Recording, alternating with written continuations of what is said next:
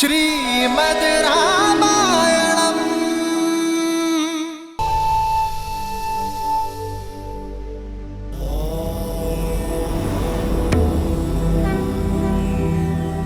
देवी के मुख को देखकर प्रतीत होता है कि मन में कोई शंका है। शंका नहीं, उत्सुकता है महादेव। परशुराम तो स्वयं नारायण के अवतार थे, तो फिर वो श्री राम को पहचान कैसे नहीं पाए और उन्होंने क्रोध क्यों किया? और एक ही समय में विष्णु के 2 अवतार संभव हैं? देवी, ये तो उचित नहीं है। मुझ भोले से एक साथ इतने सारे प्रश्नों का उत्तर चाहती हैं आप। मैं एक एक करके उत्तर देता हूं। सत्य तो यह है कि भगवान परशुराम ने श्री राम को देखते ही पहचान लिया कि वो नारायण का पूर्ण अवतार है, परंतु आवश्यक ये था कि ये संसार भी जान ले कि वो कोई साधारण राजकुमार नहीं, अपितु स्वयं नारायण है। यही कारण है कि भगवान परशुराम ने श्री राम के समक्ष विष्णु के धनुष सारंग पर प्रत्यंचा चढ़ाने की चुनौती रखी। ऐसा उन्होंने इसलिए किया ताकि ये संसार श्री राम के बल और उनकी श्रेष्ठता को स्वीकार कर सके। रही बात 2 भिन्न अवतारों की, तो यदि लक्ष्य भिन्न हो तो नारायण अवश्य ही 2 अवतार भी ले सकते हैं।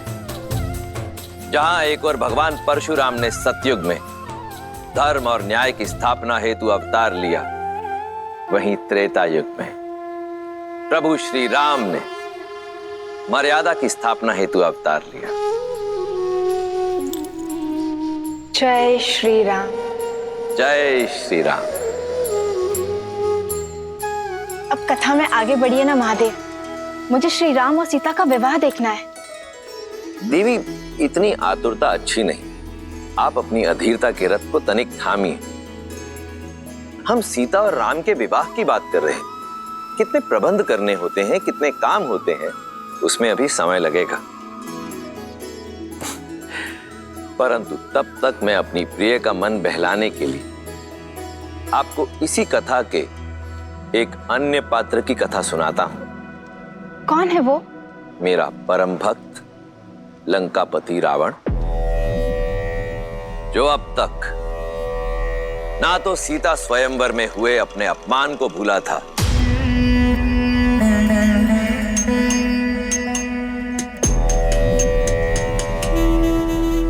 और ना ही भूला था देवी सीता के अप्रतिम सौंदर्य को।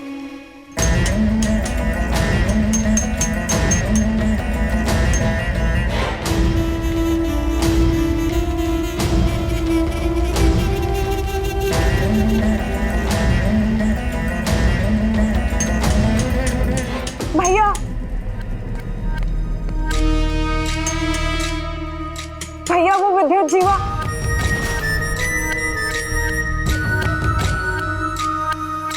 अब क्या किया तुम्हारे उद्दंडपति ने? भैया वो कल रात लौट आया।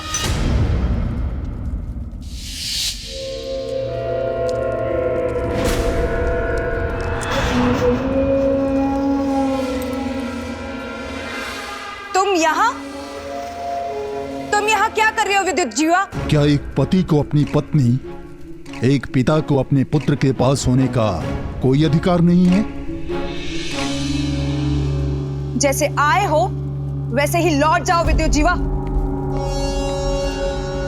अन्यथा भैया तुम्हारे प्राण ले लेंगे, क्योंकि वो अपना अपमान कभी भी नहीं भूलते। अपमान तो मेरा किया है तुम्हारे भाई ने। क्या अधिक चाहा था मैंने? एक छोटा सा राज्य ना। राज भिक्षा में नहीं मांगे जाते विद्युत जीवा, बल्कि बल और साहस से अर्जित किए जाते हैं, जो तुम में बिल्कुल भी नहीं था। आज की बात करो सुपर्णखा।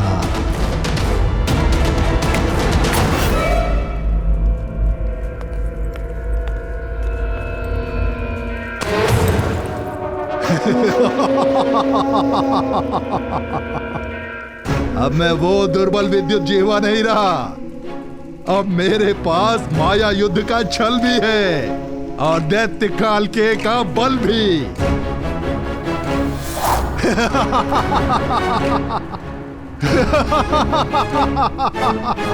ये काल किया? हाँ, काल के अस्त्र। मैं रावण से डरकर भागा नहीं था शूर्पणखा, मैं तो सज्ज हो रहा था उसका सामना करने के लिए। धरा से नीचे गहराई में पाताल और रसातल के मध्य एक नगर है, आसमानगढ़। मायावी नगर है वो, जो रक्षित है नीवट कवच दानवों द्वारा, जो माया युद्ध में प्रबल हैं। और अकेला नहीं हूं मैं, रावण के भय से छुपे आसमानगढ़ में मेरे संबंधी दैत्य काल के भी मेरे साथ हैं। कुछ नहीं कर पाएंगे तुम्हारे ये काल के, क्योंकि स्वयं काल मेरे महाशक्तिशाली भाई का दास है। महाशक्तिशाली? अरे तो कहां है सीता, कहां है शिव धनुष? हाँ, उसकी शक्ति का प्रदर्शन पूरे संसार ने मिथिला में देखा था। अब समय मेरा है, लंका अब मेरी होगी, रावण का अंत होगा। मूर्ख हो तुम, देव असुर यक्ष गंधर्व, कोई भी मेरे भाई को मार नहीं सकता। मार नहीं सकता तो बंदी बना लूंगा, पर रक्तपात से क्या लाभ? अरे जाओ जाओ, जाकर समझाओ अपने भाई को, सिंहासन त्याग कर मुझे सौंप दे, अन्यथा मेरे पास दूसरे मार्ग भी हैं। भैया, मैं आपका अहित होते हुए नहीं देख सकती, मैं आपका घात होते हुए नहीं देख सकती, इसलिए आपको सावधान करने चली आई। क्षमा कर दीजिए विद्युत जीवा को, मूर्ख है वो, पर मेरा पति है। भैया, आपका ये मौन मुझे भयभीत कर रहा है भैया। अरे बड़बोला है वो। बड़बोला? पहली बार सही बोला। सत्य है, मैं लंका के सिंहासन योग्य नहीं। बुलाओ उसे, कहो कि रावण सिंहासन त्याग कर वनवास जाना चाहता है।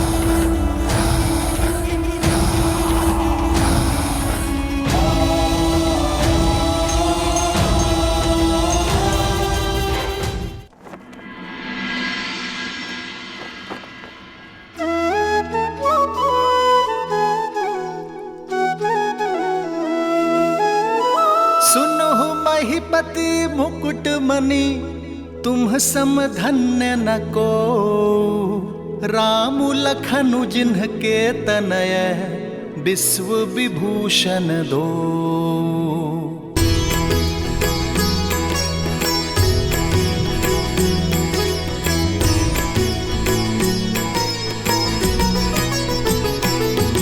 हो पूछन जो गुण तनय तुम्हारे, पुरुष सिंधति हूँ पुर उजियारे।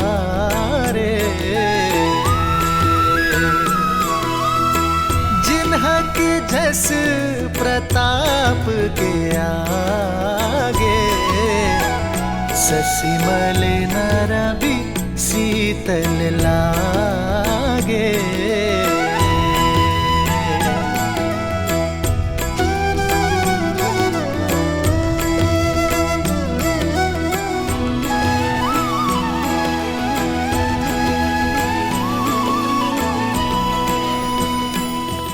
अयोध्या राज की जय हो। महाराज, मिथिला से आपके लिए संदेश है।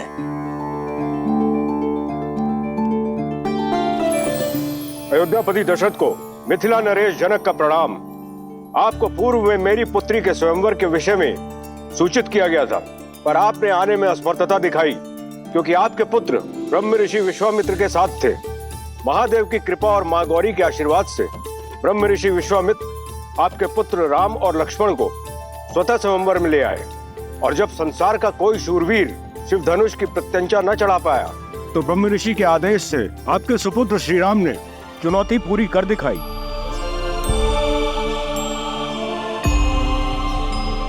और कुमारी सीता को अयोध्या की वधू बनने का सौभाग्य दिया।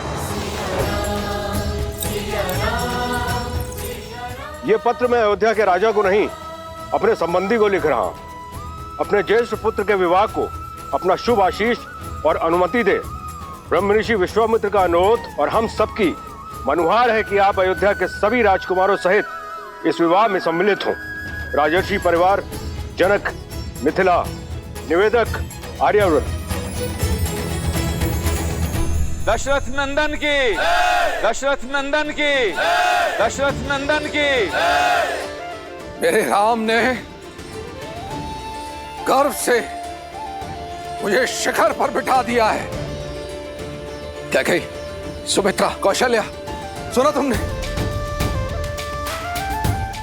महादेव के धनुष पर प्रत्यंचा चढ़ाई है मेरे राम ने।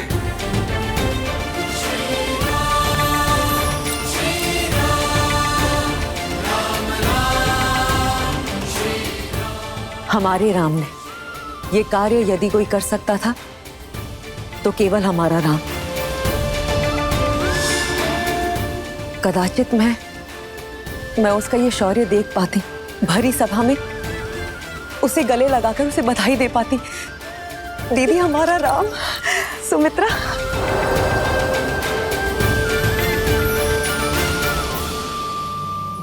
तो ऋषि जवाली, क्या कहती है अयोध्या की नीति? क्या एक पुत्र के विवाह के लिए राजा अपने राज्य को छोड़कर जा सकता है या नहीं? अति शीघ्र महाराज, परंतु उससे पहले एक शिष्टमंडल नव संबंधियों के साथ उपहार समेत भेज देना चाहिए। तो उस शिष्टमंडल को तुरंत प्रस्थान करना चाहिए। जी। ब्राह्मणों और पुरोहितों के दल को मिथिला की ओर प्रस्थान करने के लिए कहें। राजा जनक को सूचित किया जाए कि समस्त अयोध्या अपने राम के विवाह की साक्षी बनने के लिए मिथिला आ रही है। समय व्यर्थ ना करें ऋषि जवाली, मेरे राम का विवाह है, विलंब ना हो। जैसी आपकी आज्ञा। महामंत्री सुमंत्र, अयोध्या के सभी रथों को सज्ज कीजिए और उन्हें उपहारों से लाद दीजिए। जो आज्ञा महाराज। देवी कौशल्या, नव विवाहितों के स्वागत के लिए अयोध्या को एक नव वधू की तरह सज्जित कर दीजिए। देवी सुमित्रा, भरत और शत्रुघ्न को संदेश भेजा जाए कि वो शीघ्र अतिशीघ्र मिथिला पहुंचे। कैकेयी, उत्सव की घड़ी आ गई है, सभी प्रबंधों को देखो, कोई कमी नहीं रहनी चाहिए। मैं गुरुदेव वशिष्ठ से मिलकर आता हूं। ये विवाह उन्हीं के आशीर्वाद से होगा। जी महाराज, मेरे राम का विवाह है, मेरे राम का।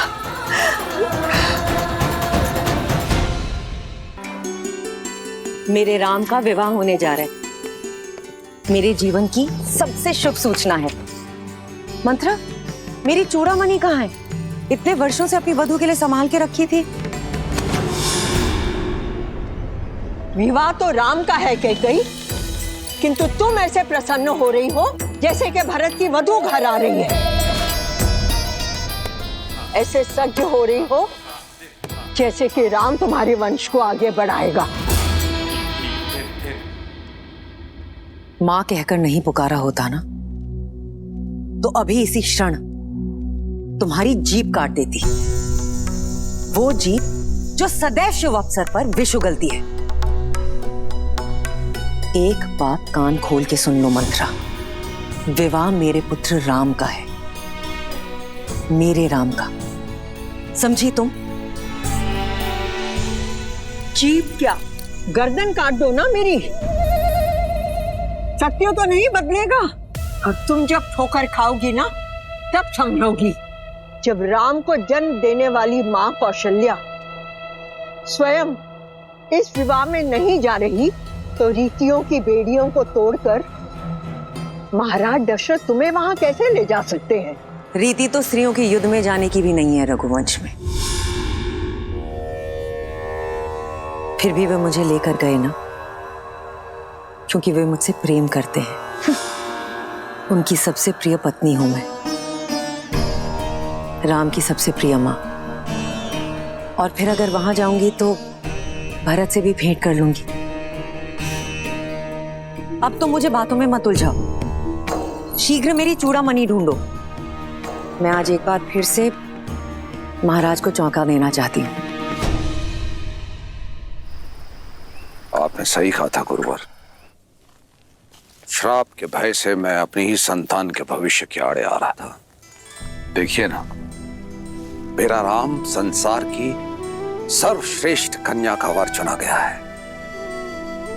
यदि उस दिन मैं उसे ब्रह्म ऋषि विश्वामित्र के साथ जाने से रोकता तो राम शिव धनुष उठाकर मेरा और अयोध्या का गौरव किस प्रकार बढ़ा पाता। बहुत बहुत धन्यवाद ऋषिवर। धन्यवाद महादेव का, जिन्होंने राम और अयोध्या के साथ साथ हम सबको यह गौरव दिया। जो भूल करने से बच गए उस पर पछतावा करने से कोई लाभ नहीं पुत्र। आओ राम के इस भव्य विवाह की यात्रा प्रारंभ करें।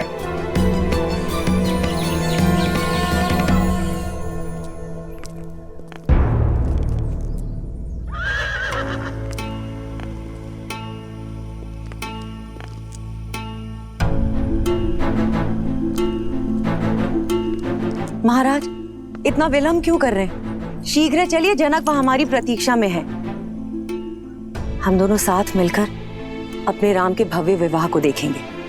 आज देखिए कैसे अश्वपति की पुत्री महाराज दशरथ के रथ को वायु के वेग से लेकर जाती है। शीघ्र आइए। कैकेयी, ये समय ठिठोली का नहीं है। मुझे विलंब हो रहा है, नीचे आओ।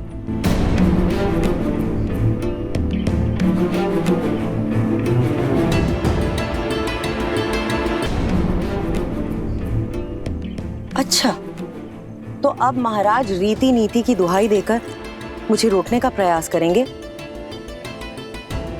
कोई भी रीति या नीति मुझे अपने राम के विवाह में जाने से नहीं रोक सकती महाराज। कौशल्या और सुमित्रा भी राम की मां है, किंतु वो भी तो नहीं जा रही। और फिर परिस्थितियां भी अनुकूल नहीं है।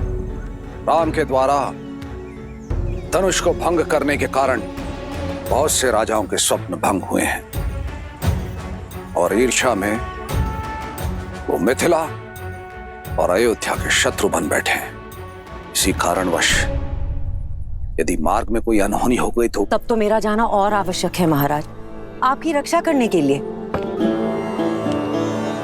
कैकेयी, मैं अपनी नहीं अयोध्या की बात कर रहा हूं। ना ही तो कोई मेरा पुत्र है और ना ही कोई मंत्री, हो तो केवल तुम।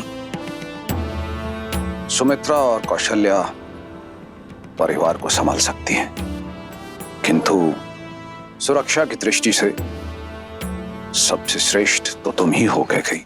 किंतु मेरे राम का विवाह है महाराज, ये अवसर मुझसे मत छीनिए।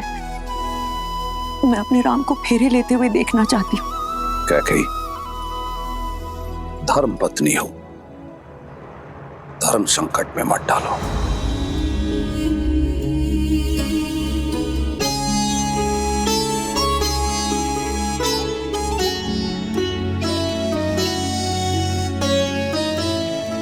किंतु मैं तुम्हें इस प्रकार भावुक भी नहीं देख सकता। यदि तुम्हारी इच्छा इतनी प्रबल है तो तुम मिथिला जाओ। मैं यहां रुककर अयोध्या की सुरक्षा देखता हूं। महाराज, इतनी स्वार्थी भी नहीं है आपकी कैकेयी। जानती हूं आपके राम में आपके प्राण बसते हैं। उसका विवाह देखना आपका सबसे बड़ा स्वप्न है। ये स्वप्न कैसे छीन लूं आपसे? वैसे भी मेरा मन आपसे थोड़ा अधिक कठोर है, ये पीड़ा सह लेगा। आप जाएं महाराज, अपने पुत्र के विवाह का आनंद उठाएं। अयोध्या की रक्षा करने के लिए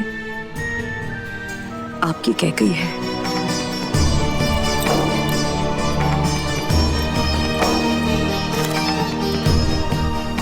और महाराज, मुझे तो वैसे भी यहां रहकर राम और वधू सीता के स्वागत के प्रबंध करने हैं।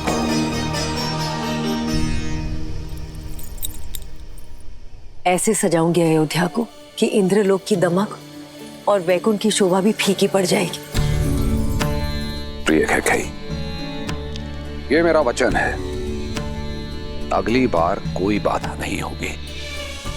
हमारे पुत्र भरत के विवाह में उसकी माता अवश्य उपस्थित होगी और वो हर रीति में सम्मिलित होंगी। आप राम और सीता को मेरा प्रेम दीजिएगा। आप जाएं महाराज, विदा।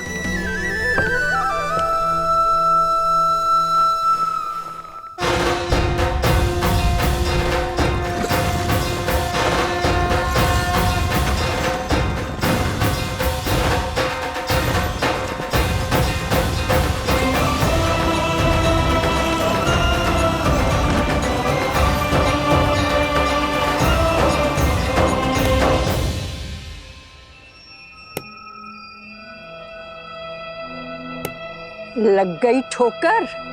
अब तो समझ लो, तुम ही हो जो राम नाम की रट लगाए फिरती हो। अपने पति के युद्ध में रथ में उंगली फंसाए फिरती हो, किंतु तुम ये नहीं जानती कैकेयी कि महाराज दशरथ के हृदय में केवल उनका ज्येष्ठ पुत्र ही बसता है, और वो है राम। उन्हें ना कैकेयी की चिंता है और ना भरत की।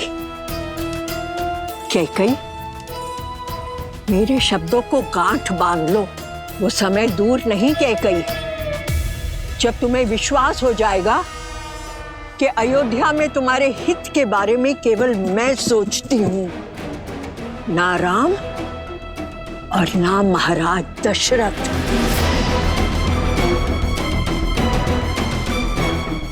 तुम्हें मौन रहने का आदेश दिया था ना, तो मौन रहो। सभी कार्यकारियों को सभा में आने का आदेश दिया जाए। स्वागत के प्रबंध निश्चित करने हैं।